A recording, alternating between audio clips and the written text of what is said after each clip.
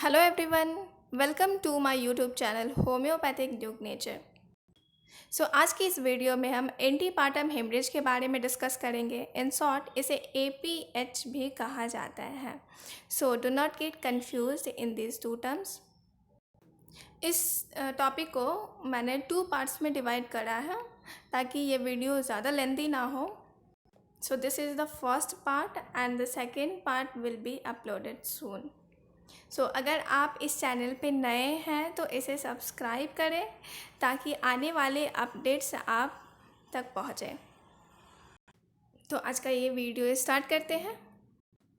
Antepartum haemorrhage, इसका मतलब क्या होता है?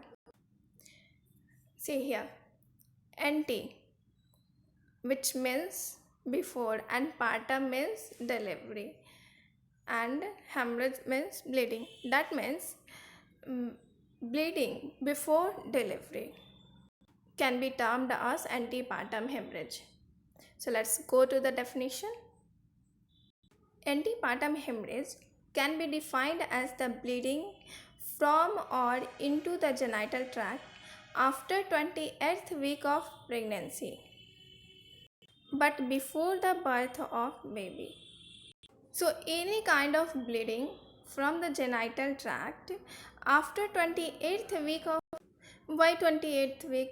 Because beyond 28th week the period of gestation beyond 28th week becomes viable period. Bleeding after 28th week and before the birth of baby can be termed as antepartum hemorrhage. और यहाँ the first and second stage of labour is included. इसका incidence क्या है? In total pregnancies, out of total 3% cases में antepartum haemorrhage notice किया गया है। What is the cause of APH? The cause of APH can be categorized under the following three headings.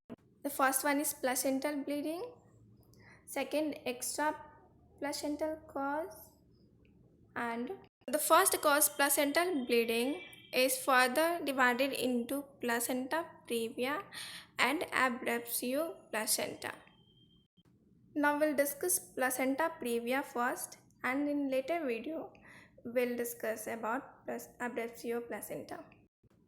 What is placenta previa? Then the definition is when the placenta is implanted partially or completely over the lower uterine segment, that is over and adjacent to internal os, is called placenta previa. तो जब placenta जो है वो lower uterine segment में implant हो जाता है तो इस कंडीशन को प्लासेंटा प्रीविया कहते हैं। नॉर्मली क्या होता है कि placenta is implanted in the upper segment of the uterine cavity. जो फर्स्ट पिक्चर है ये नॉर्मल लोकेशन ऑफ प्लासेंटा को डिनोट कर रहा है। In the first picture placenta is implanted in the upper segment। और यही सेकेंड पिक्चर में देखिए कि placenta is implanted in the lower segment। This is the case of placenta previa। See here कि placenta जो है लोअर सेगमेंट में तो इम्प्लांट हुआ ही है और ये इंटरनल ऑस को भी कवर कर रखा है। आई होप कि आपको समझ आ गया हो कि प्लासेंटा प्रीविया क्या होता है। Now will discuss what are the cause of placenta.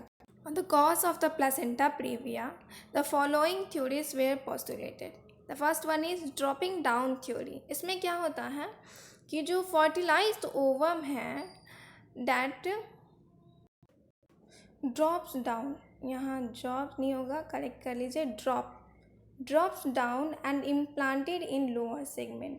जो fertilized ovum है drop down और a lower segment में implant कर जाएगा। And the second cause is defective decidua। देशी चूहा में डिफेक्ट होने की वजह से क्या होता है, that results in spread of chorionic villi to over wide area में स्प्रेड कर जाएगा एंड दैट में lead to implantation in the lower segment. And the third cause is big surface area of placenta. That happens in the case of twin pregnancies. इस case में placenta का surface area ज़्यादा हो जाता है, तो उसकी वजह से लोअर सेगमेंट में भी ये इम्प्लांट कर जाएगा. सो इसके रिस्क फैक्टर्स क्या क्या हैं, तो फॉलोइंग जो रिस्क फैक्टर्स है इन केसेस में antepartum haemorrhage can be seen. The factors are multiparity, that means multiple time pregnancies. Second way से इंक्रीज मैटरनल एज, अगर एज ज़्यादा हो more than 35 years then in that case there is a chance of APH. Previous caesarean section हुआ हो और prior history of placenta previa है, तो इस केस में चांसेस हैं कि जो फर्दर प्रेगनेंसीज हो उसमें भी प्लासेंटा प्रीविया का कंप्लेन हो. And smoking. Now what are the types of placenta previa? So depending on the degree of extension of the placenta, lower uterine segment में प्लासेंटा कहाँ तक एक्सटेंड किया है, on the basis of that there are 4 types of placenta previa. So type 1, this is also called low lying placenta. In this case, the major part of the placenta is attached to upper segment, but जो lower margin है, only lower margin reaches the lower segment. It is within the 2 centimeter of the internal os. See here in the picture, I will zoom into it. तो यहाँ picture में आप देख सकते हैं कि जो मेजर पार्ट है वो अपर सेगमेंट से अटैच है, but only the margin is reaching in the lower segment. And here see, it is within the 2 centimeter of the internal os. You can see here. See, this is the diagram of type 1. So the next one is type 2, which is called marginal placenta. यहाँ क्या होता है कि placenta reaches the margins of internal os. जो internal os के margin तक पहुँच गया. You can see in the picture here that the placenta has reached the internal os. And the type 3, it's also called incomplete or partial central placenta. Here placenta covers the internal os partially. जो internal os है उसको cover करेगा but partially. यहाँ picture में देख सकते हैं कि कैसे ये प्लासेंटा जो है इंटरनल ऑस को कवर कर रखा है partially. So the fourth type is type 4, central or total placenta. In this case, the placenta completely covers internal os even after it is fully dilated. यहाँ पे पिक्चर में आप देख सकते हैं कि कैसे प्लासेंटा जो है इंटरनल os को completely कवर कर रखा है. क्लिनिकल पर्पस से 2 टाइप्स में डिवाइड किया गया है, mild degree and major degree. Mild degree में टाइप 1 एंड टाइप 2 आता है और मेजर डिग्री में type 2 posterior, type 3 and type 4 आता है. Now what is the cause of bleeding in the case of placenta previa. अगर प्लासेंटा प्रीविया है तो ब्लीडिंग का कॉज क्या है. इन लेटर मंथ्स क्या होता है कि जो लोअर सेगमेंट है वो प्रोग्रेसिवली डायलेट करेगा. ओके लेकिन लेटर मंथ्स में प्लासेंटल ग्रोथ जो है वो स्लो डाउन हो जाता है, कम हो जाता है, ना के बराबर. तो प्लासेंटल ग्रोथ तो हो नहीं रहा है और लोअर सेगमेंट डायलेट करते जा रहा है. तो इसकी वजह से क्या होगा कि प्लासेंटा में शेयरिंग हो जाएगा, there will be sharing in the placenta, और इसकी वजह से there will be opening of uterine placental vessels. Obviously that may lead to bleeding. Now the clinical features of the placenta previa. इसके symptoms क्या क्या है वो देखते हैं. The only symptom is vaginal bleeding, which is sudden in nature, painless होगा, causeless होगा and recurrent होगा. It's unrelated to activity occurring during sleep, and the blood is bright red in character. तो यहाँ पे जो कॉज हमने पीछे देखा कि ये तो सब अपने आप हो रहा है, it's all physiological due to implantation of placenta in the lower segment. तो ये जो ब्लीडिंग हो रहा है एकदम सडन अपने आप अचानक से होगा, which will be painless, and कोई कॉज नहीं होगा इसके पीछे, and it's not related to activity. ऐसा नहीं कि कुछ कर रहे थे उसकी वजह से ब्लीडिंग शुरू हो गया, नहीं. And you will find that कि अचानक से बैठे हुए हैं and starts bleeding and the blood is bright red in character. इसके साइंस क्या क्या है? तो जो जनरल कंडीशन है पेशेंट का एंड जो एनीमिया है वो प्रोपोर्शनेट होगा ब्लड लॉस के. तो जितना अमाउंट आप ब्लड लॉस देख रहे हो उस टाइप का एनीमिक कंडीशन आप पेशेंट में देखेंगे. तो जितना ब्लड लॉस होगा उतना ही एनीमिक पेशेंट होगा. सेकेंड, साइज ऑफ यूट्रस जो होगा proportionate to POG, that is period of gestation. इसमें कोई चेंजेस नहीं आएगा, जैसा कि पहले साइज था होना चाहिए पीरियड ऑफ जेस्टेशन के वैसा होगा. यूट्रस जो है सॉफ्ट, इलास्टिक और रिलैक्स हो जाएगा. There will be malpresentation of fetus. Note that because placenta is implanted in the lower segment, तो इसकी वजह से मल प्रेजेंटेशन होगा फिटस का. The head is found floating and the stall worthy sign is positive. ये stall worthy sign क्या है कि जब आप fetal head जो है उसको प्रेस करोगे downward into the pelvis, then you will find that the fetal heart sound जो है वो स्लो डाउन हो जाएगा, slows, but recover soon after the pressure is relieved. जैसे ही आप प्रेशर रिलीव करोगे हेड से, that you will get the normal fetal heart sound. Now the placenta previa का डायग्नोसिस करेंगे कैसे?